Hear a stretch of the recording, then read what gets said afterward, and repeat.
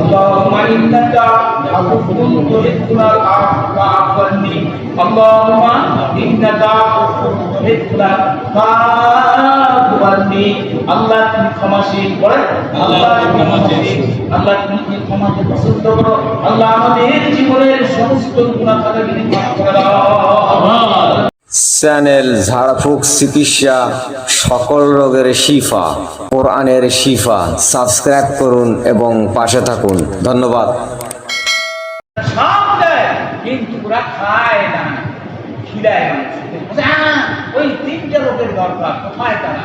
বলছে এমন জায়গায় আছে, খুব একটা কুড়ের ঘর করে তারা খুব পরিষ্কার হবে, কোরআন শরীফ পড়ে দিনের বেলায়, রাত্রে তসবিহ তাহাজ্জুদ দিনের বেলায়, খুব সুন্দর লোকেরা তাবলীগ করছে। এরকম বলছে ওই তিনটা লোক কোথায়? চলো চলে যাই। দেখা গেল রাসূল সুস্তামের রওজা মুবারক থেকে গিয়ে 40 গজ দূরে সেই ওরা সুলুম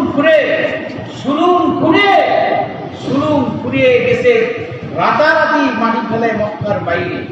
আর দিনের বেলা কোরআন পড়ে, খুব কোরআন পড়ছে, তসবিহ হাতে এবং সব দিক থেকে চলে গেলেন জালালউদ্দিন সিলসি। আর সেই বাদশা নুরউদ্দিন যে পিছনে বলতে কে আসো ঘরে বাইরে, একজন নামাজে দাঁড়িয়ে আছে, একজন নামাজ সিজদায় আছে, একজন হাত পাচ্ছে।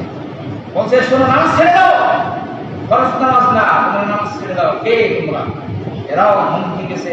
এমার আসার আগে আল্লাহ এমন একটা বিকট আওয়াজ দিয়েছিলেন, ভূমিকম্পিত এমন অবস্থা, ভূমিকম্পের মতো, যে ওরা ওইখানেই গ্রাস করে আল্লাহ মারতে তোমার এমন অবস্থা। বলছে এই তোমরা কোথা থেকে আসছো? একজন জায়নামাজ বিছেছে এরকম ভাবে, কি সুন্দর জায়নামাজ, গালিচা, নামাজ, কোরআন শরীফ, তাসবিহ তাহলিল টুপি বাংলা সব আছে। মানুষকে কি ধোঁকা দিচ্ছে আজও আমাদের বাংলাদেশে। ওরা সেই সময় জানে যে এরা টাকা পয়সা, মুসলমান এমনি যায়, এরা টাকা পয়সা।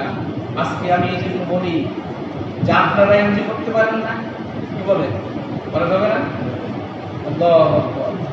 লাগলে তোমরা কোথা থেকে শুনলো? আমরা ওই পার্শ্ব দেশ থেকে, রুম দেশ থেকে, যে রুমে যে এই যে প্রথম করোনা শুরু হয়েছে, এই ইহুদি রুম, এ কোরআনে আছে এই রুমের কথা। আজকে যে ওই ইহুদিদের সেইখানে সর্বপ্রথম এই করোনা শুরু হয়েছে। বলেন এরে কারবারটা আল্লাহ রাব্বুল আলামিন এই রুম থেকে বলতে আমরা তিনজন আছি। কি জন্য আসছো বলো তো? এই গর্ত খুঁড়ো দেখি। এখন দেখলেন এইভাবে সে জায়নামাজ টানলেন, ওই শুরু হচ্ছে। রসুলকে বাড়িতে আল্লাহ বলছেন পশ্চিম করো, ওই যে বিকট আওয়াজে চলে আসলেন মূর্তি। আল্লাহ রাব্বুল আলামিন বললেন আমরা তিনজনে আসছি বহু টাকা পয়সা নিয়ে। কেন? বলছে আমরা মুহাম্মদ যেদিন আসে নাই পৃথিবীতে, তার আগেই শুনছি যে ইনি একজন সেই কুরাইশ বংশের ছেলে, মুহাম্মদ আব্দুল্লাহর ছেলে, আব্দুল মুতালিবের এই জাতি। সে আমার পুত্র মুহাম্মদ রাসূলুল্লাহ সাল্লাল্লাহু আলাইহি ওয়াসাল্লাম। আমাদের এত বংশ থাকার সত্ত্বেও আমরা খুব চেষ্টা করছিলাম বাঁচি থাকতে, কিন্তু পারি নাই। এখন আমরা সেই দুনিয়াও পারি নাই, মরার পরও আমরা এই 555 হিজরিতে এই আপনার আমলে আসছি যে ওনাকে আমরা এটাই নিয়ে নিয়েছি যে আমরা তাকে বাইর করে পুড়িয়ে ঝুড়িয়ে সারখার করে, তাইলে আমাদের আত্মাটা এই বিরাম হবে। আল্লাহ এটা করতে দেন। এবং শোনো, তোমরা এইটাই নিয়ে আসছো। সঙ্গে সঙ্গে বললেন কি উঁচু গাছ, সেই টন কাটলেন আল্লাহ সেই বাদশার মূর্তির নিচে, সেইখানে কাঠ খড়ি দিয়ে, পেট্রোল ভরে দিয়ে ওই তিনজনকে ওখান থেকে পুড়ে সারখার করে দেওয়া হলো। আর সেই দিন থেকে 40 গজ কিছু আল্লাহর নবী, বিশ্ব নবী হযরত মুহাম্মদ রাসূলুল্লাহ সাল্লাল্লাহু আলাইহি ওয়াসাল্লামের গোনা সেই প্রথম দিক থেকে নিয়ে তার কর্মসংস্থান শিরা টানা দিয়ে দেওয়া, যে জীবনে কিয়ামত পর্যন্ত যে কেউ যে আসে আসলে করতে পারবে না।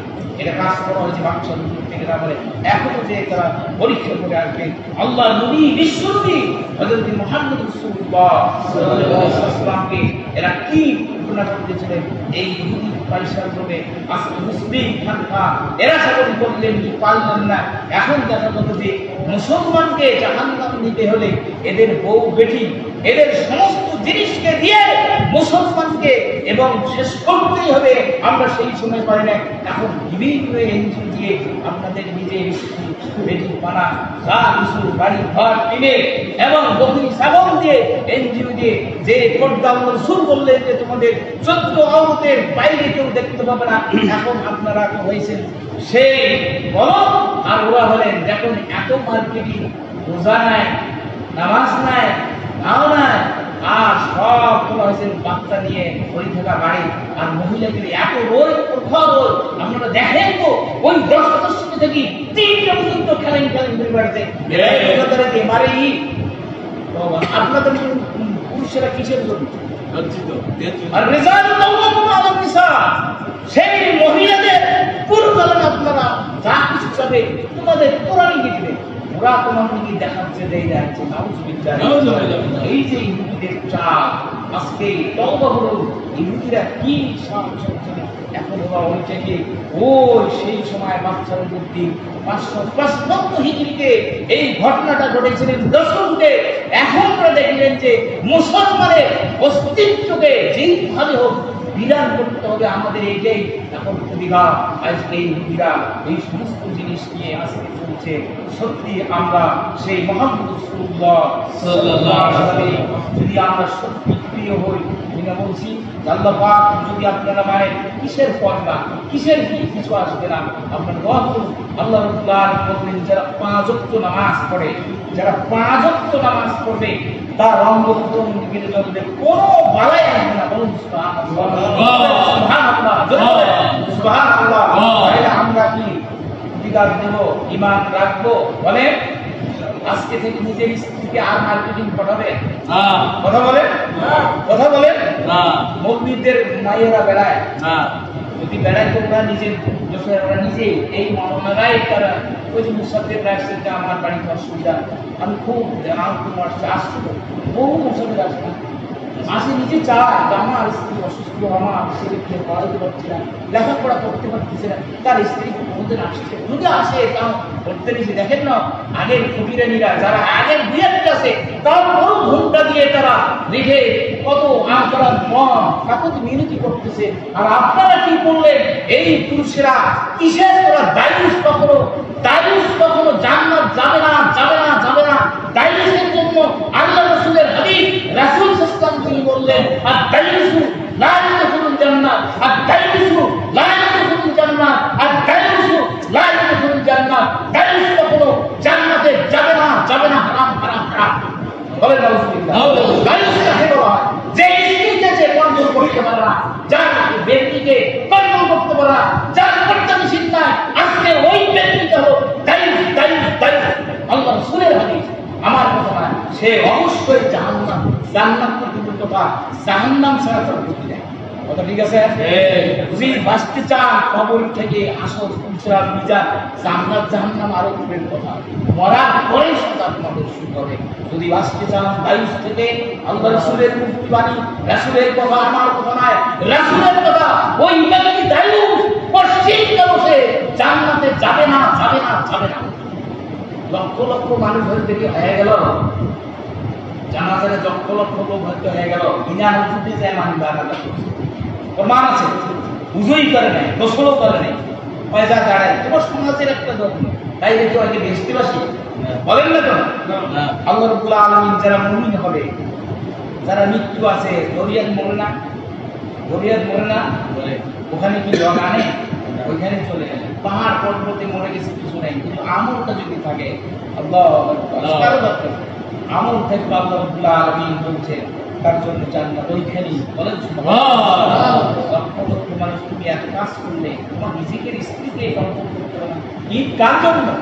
ঈদ কার জন্য? ওই সিয়ামেতে সাহেব, ওই ব্যক্তি যারা চাঁদিত হয়েছে, আল্লাহ তাআলা স্বীকার করে রমজান মাস পালিত করলেন, সাদকা করলেন, যাকাত দিলেন, ঈদুল ফিতর আগে যে তোমরা সে কি করলেন, যারা রোজা দিলেন, এই রোজাটাকে ভুল ত্রুটির জন্য, বিচ্যুতির জন্য ফেতরা একসা, যার রোজা নেই আর কিসের ফেতরা, আর কিসের ফেতরা দিবেন? কোন ব্যক্তির জন্য ফেতরা? যেই ব্যক্তিটা রোজা রাখছে এক না, তার ওই রোজার মুখের কথায় বার্তায় চাল চলে নেই, খাওয়া দাওয়া উঠে উঠে ত্রুটি হয়েছে, এই জন্য তার ওইটা দিয়ে টানেন।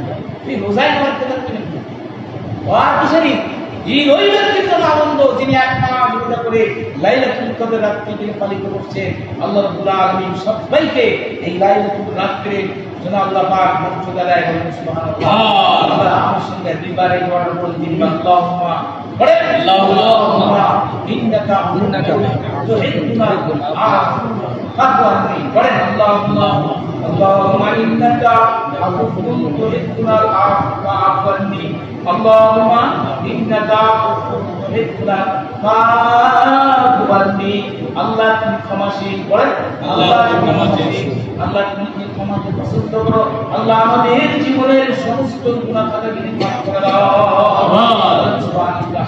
আজ থেকে মানবেন কথাবার্তা বহু শুনেন দিনে এবং আইতে। হযরত নূহ আলাইহিস সালাম দিনও তো করছেন, ওয়াজ আইতে তো করছেন, কিন্তু মাত্র 40টা মানুষ কাজ।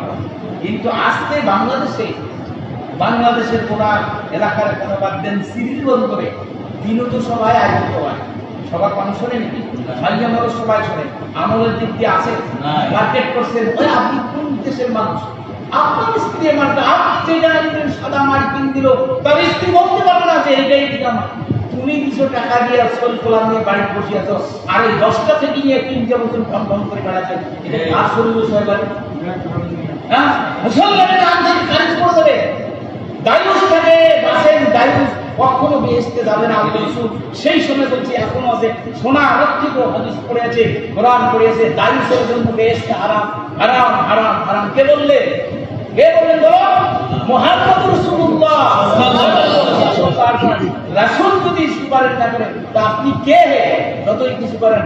ঈদ ওই লোকটার জন্য কষ্ট করে লিখেছিলেন, তারুণী পড়লেন, সদকা করলেন, যা করলেন, ফেতরা দিলেন, লাইলাতুল কদর থেকে পড়লেন, খুশি হয়ে ঈদের মাঠে গেলেন। যে জিয়াতুল আপনাদের ফেরেশতারা ডাকতেছেন যে তোমার বদলা তোমরা নিয়ে যাও, নিয়ে যাও। বলুন সুবহানাল্লাহ। সুবহানাল্লাহ। যায় নাই, রোজা নাই, কিছু নাই, বদলা নাই, খুশিদা নাই। আর এদের ভঙ্গভঙ্গি, ঈদের খরচ লাগিয়ে গেছে কার? ওদের জন্য খুশি নাই, খুশি আপনাদের জন্য। সত্যি আপনারা না খেয়ে না দিয়ে মুখ ভাত খেয়েছেন, আলুর ভর্তাকে আল্লাহর শুকরিয়া আদায় করছেন। মানুষ খাক না বুঝতে পার, একদিন কপালে চুষছে, না হলে আলুর ভর্তাকে, বেগুনের ভর্তাকে, একটু কালার ডাল খেয়ে এবং যে কোনো দিক থেকে আলহামদুলিল্লাহ করছেন, সোজা ছিলেন, আল্লাহ রাব্বুল আলামিনের সন্তুষ্টি অর্জন করছেন। অবশ্যই আল্লাহ রাব্বুল আলামিন আপনাদের জন্য রায়্যান নামে দরজা দিয়ে আপনি প্রবেশ করবেন। সুবহানাল্লাহ। আল্লাহ যেন আমাদেরকে হেফাজত করে, বলেন আমিন।